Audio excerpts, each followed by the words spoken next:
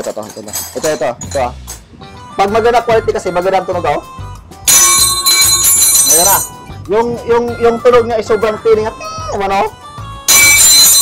Ayan na. Pag China, sa tingin pa lang, China na eh. Pwede mo. O, diba? Iba yung tunog ako. Ito. Tapos may mga tools pa dito mga accessories tools. Hanggang dito pa. Yan, mga tools. Marami na. Mamaya, may parating pang tools mamaya. Yan, sobrang dami yan. May mga pangbunot ng pako, may mga bala ng barina. Yan na. Ito. Mas pag titinan mo, mga same lang sila. Pero magkaiba talaga tunog Ayan. Kung gusto nyo na pang malakasan, meron kami dito. Pamputol lang. Iwan ko anong pipe ata iputulin ko. Malaki yan. Aluminum and copper. Ano ba ito? Hit ang brand. Ito. Iba kasi nito, sinasabi, bakit daw luma na, pangit na, mahal pa ang pintahan. Kasi nga, ang binabayaran talaga nito is yung kalawang. Kasi kung titinan mo kasi sa edad niya, nagganito na siya, pero kompleto pa yung ngipin. Ito yung nauso bago ang BDD. Descendants. Hindi lang nag-click yan kasi masyadong mahal dati ang renta niya, 1.5. Renta lang yun.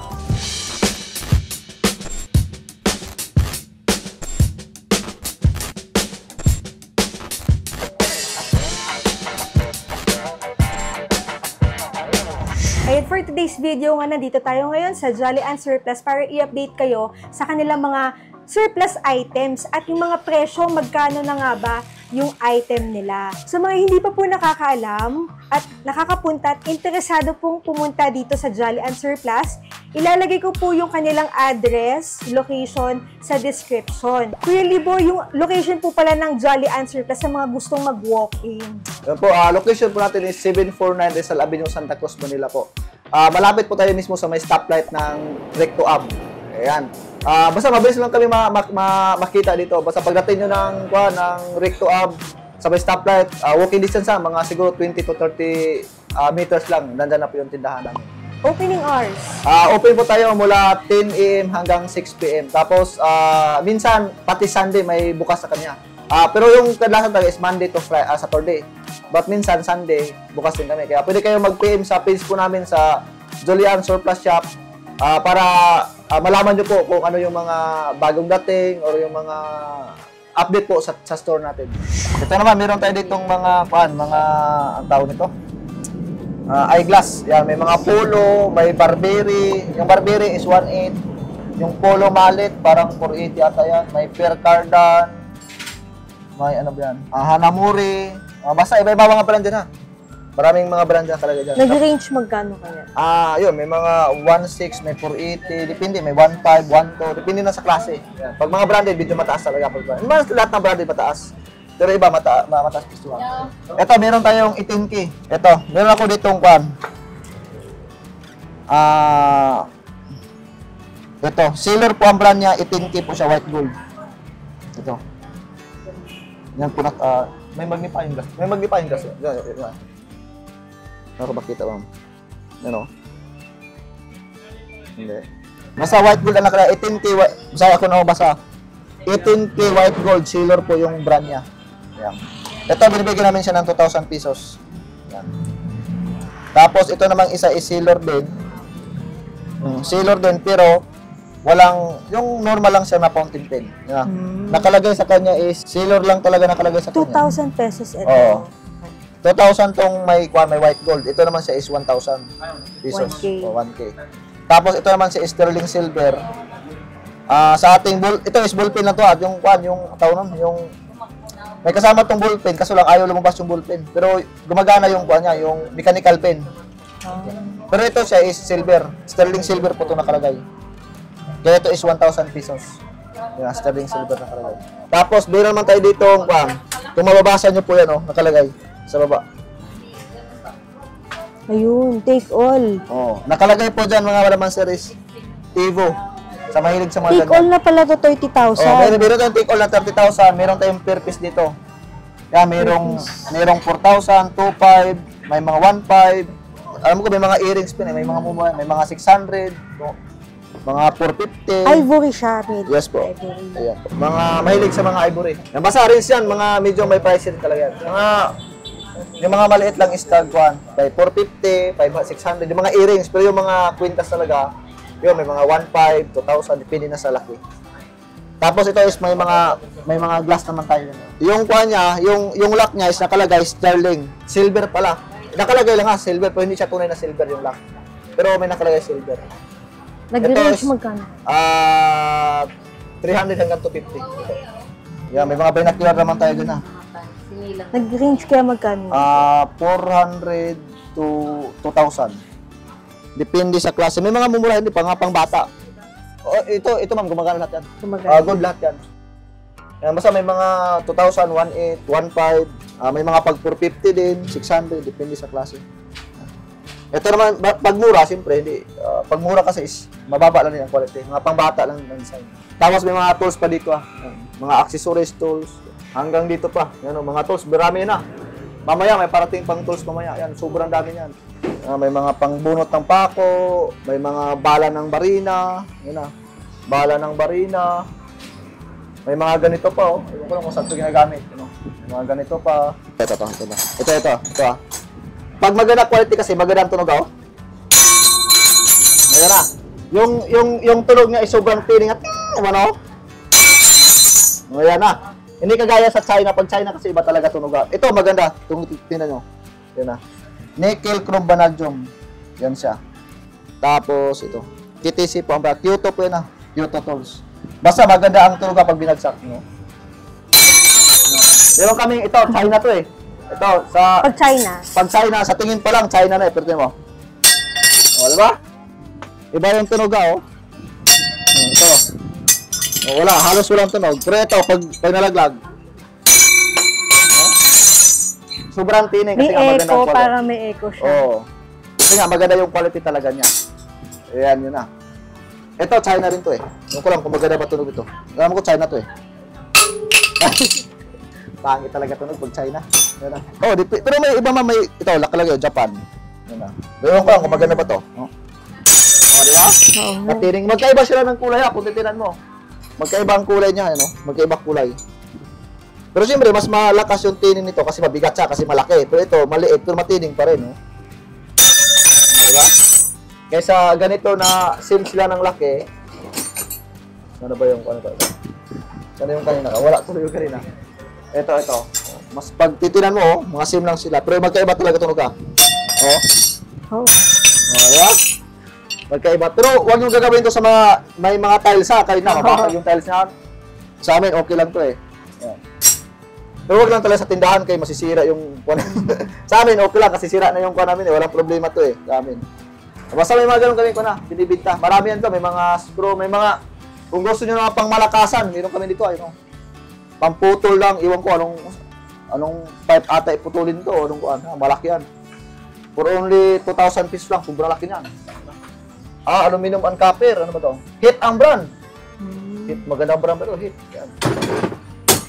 Ito. Iba kasi nito, sinasabi, bakit daw luma na, pangit na, mahal pa ang bintahan. Kasi nga, ang binabayaran talaga nito is yung kalawang. Kasi kung titinan mo kasi sa edad niya, nagganito na siya, pero kompleto pa yung mga ngipin. Diba? Kadalasan kasi, pag China ka, ganito na yung edad, ano na kayo ngipin nun, diba? Sira-sira na. Pero sa amin, sira na yung ganito, parang, masabi mo nga, lumang-luma na, kasi sa kondisyon niya talaga tinan. Pero yung parts niya kompleto. At saka yung gawa, maganda. At saka smooth pa talaga. Diba? Ganun talaga pag Japan. Diba? Sobrang kinakalawang na. Ito, kung titinan mo, kalawang na. Normal lang naman yun eh. Oo. Di ba kasi ito lang. Importante kasi yung tibay talaga, hindi yung forma lang. Yung tibay dapat. Pero depende naman sa mga mahilig. Pag mahilig ka talaga sa Japan nga item, maintindihan mo yun. Pag hindi naman, ayun. Mapamahal ka talaga. Sabi mo, mahal naman kay ano. Yung value kasi nun eh. Yan, tinan mo yung mga kuwan, sobrang luma na, pero ganda ng kuwan. Paano ba ito? Tigas Basta sobrang kuwan. Tsaka sobrang bigat talaga. Talagang mabigat na mabigat. Basta, pero kapag mga power tools naman natin is mga 110 lahat na. Kalasa na brand dyan, Hitachi, Ryobi, Makita, basta mga ganung brand kadalasan. So, may mga kasirola tayo doon, may mga stainless steel, iba-iba rin. Mga good as nyo pa, makikinis ko dito. Basta marami kayo makita ito sa tindahan namin, sobrang dami. Saka ito na, may gato kami dito. Baka, ito. Meron kaming gato dito, gato. Yan. Yan, may gato tayo dyan. Yan. Yan naman siya is 1.8, 1.2 at saka 800. At saka ang ganda ng mga quality niya na. Hindi yan kagaya sa mabibili sa Shopee ha. Shopee, mura lang talaga, pero yung quality magkaiba. Yan. Nag-range magkano? Yun siya is 2,000 or 1.8 yun. Ito namang, ito is 1.2. Oh, yung isa is 800. Yung maliit, yan. Pero may mga bawas pa naman siya yan. Okay, ito naman siya is kuan. Meron tayo ditong ito. Ito naman siya is kuan. Yung baso. Baso. Yan, pag may sakit kayo or kuan, yun, ganun lang siya. Para ilagay lang sa packet kasi ito eh. Kapacket lang. Yan, pero baso siya. For only, kung ano to? 20 pesos ang isa. Ayan. Tapos ito naman siya is kuan. Pag maglaro kayo ng cellphone, dito ilagay. Tapos meron siyang USB. Chargeable din siya. Yun, pag maglaro ka para hindi mainit yung cellphone. Ito ba yun? Oh, yan. Ayun. Para hindi mainit yung cellphone. Oo, pang Para siya, pang blower. Sa ilalim. Sa ilalim. Or pwede na siyang iipit lang din para pag maglaro kayo, para nakagawan kayo. May fan siya sa ilalim. May fan sa ilalim. Mobile game holder. May kasama na po siyang adapter. Magkano ganito? 250 hanggang 200 pesos. Tapos meron tayo dito mga pang-indoor na sleeper. Yan. For only 150 pesos. Yan, mga pang-indoor na sleeper. Ito naman siya is yung laro na kuhan. Yung igaganon. Basta itapon yung kuhan. Basta alam ko nanalo ang Pilipinas ito eh. Basta yung gano'n tapos may taga-sudsud sa harapan. Ang tawag ng laro na yun. Parang same sa ganyan yan eh. Pero nanalo tayo sa ganito ma'am. Alam ko ngayong taon ata o last year nanalo tayo sa ganito. Nanalo ang Pilipinas sa ganyan. Basta marami pang item dito. Pwede kayo mga likal talaga dito. May mga pantay, may mga cooler, may mga upuan, mga misa. Ito, may mga plaka tayo dito. Meron tayo ditong plaka na kuhan. Meron tayong yung plaka talaga at saka laser disc. Yun na. Yung laser disc kasi is ganito. Pero may mga pelikula din to eh. May mga pelikula din to na kuhan. Kasi yung mga, yung laser disc kasi, ito yung laser disc side. Yung para siyang kuhan, para siyang CD player, yung CD na malaki. Yan. Oh. Iba doon sa yung plaka. Yung itim. May itim kasi. Yun yung kuhan, vinyl. Yan, yung itim. Yung vinyl. Magkano nag-range kayo? Ito, mura to yun. Wala lang. 100 na ba? 100 na lang, bargain na. Ito yung nauso bago ang DVD. Laser disc. Hindi lang nag-click yan kasi masyadong mahal dati ang renta niya, 1.5. Renta lang yun. Yan. Yun. Basta, marami yan dyan ha. Puro only 100 ng isang piraso. Mahal kaya ganito. Pero, bira kasi ang may mga ganun din na gamit. Laser disc. Oo nga. Malaking plaka.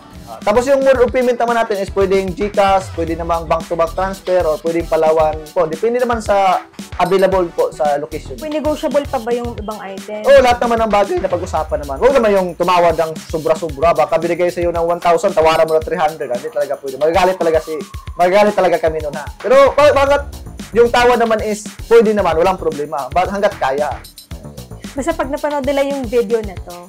Yes po, walang problema. Magsabi lang po kayo, basta okay naman po namin yung mga binibigay namin presyo sa inyo. Kasi minsan kasi, yung price nga binibigay namin sa video is iba sa actual. Kasi siyempre, yung actual kasi may mga tawaran pa talaga yun. Pero walang problema, hanggat magkaya namin ibigay sa yung presyo na gusto nyo at saka tawad nyo, ibibigay naman namin. At saka maganda talaga pag mag-walk-in para maka-ikot rin kayo, makita nyo rin yung kagandahan ng store namin. O, kasi hindi man kuhan nga pagpunta yun, may mabili agad. At least, aware lang kayo ba kung ano mga available. Parang pasyal na lang din. Yes. Malay nyo, yung wala na pala na napanood nyo sa video, ay may mas maganda pa. Yun, Kasi every week po tayo, meron tayong arrival. Yun na. Every week talaga yan. Pwede rin po kayo mag-check sa kanilang Facebook page. Yun, sa ating Facebook page, sa Jolly and Surplus Shop po. Tapos yung logo niya is yung langgam na kulay yellow. Ayan po yung logo niya. Yan po, sa mga mahilig po sa mga Japan item na Japan Surplus yan. Available po yung store natin. Open po kami mula 9 AM hanggang 10 AM pala hanggang 6 PM. Tapos marami tayong mga item, kakaibang item talaga. Mula sa mga tools, sa labas ng bahay, sa loob ng bahay, mga kagamitan. Halos-halos po nandito na po sa store natin po. Kaya yun, kapag mahilig kayo, welcome po kayo sa store namin ha. Follow nyo kami sa page namin para updated po kayo sa mga kaganapan po kung ano mga panang store namin. That's it for today's video. Thank you for watching and see you on my next vlog.